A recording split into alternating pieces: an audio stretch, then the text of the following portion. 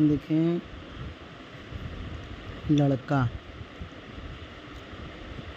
लाम लकीर के पास तक आएगा, यहाँ पर से मुड़ जाएगा, ठीक है। ये अड़े हो जाएगा,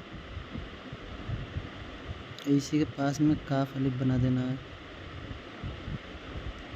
लड़का,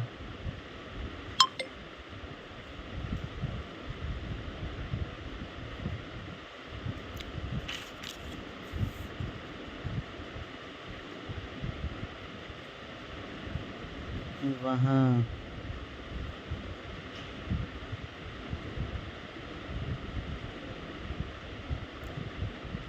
गया,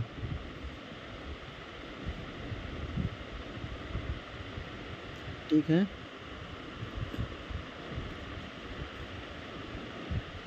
सब को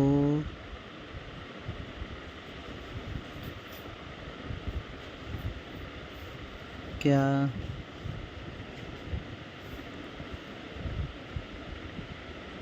मिला,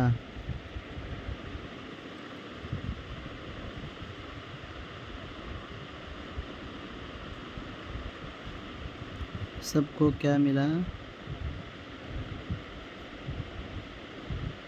ज़रा,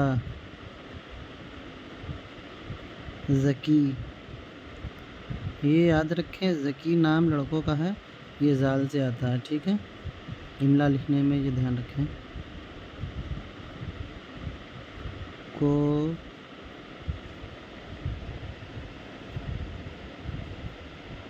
बुला, ज़रा ज़की को बुला।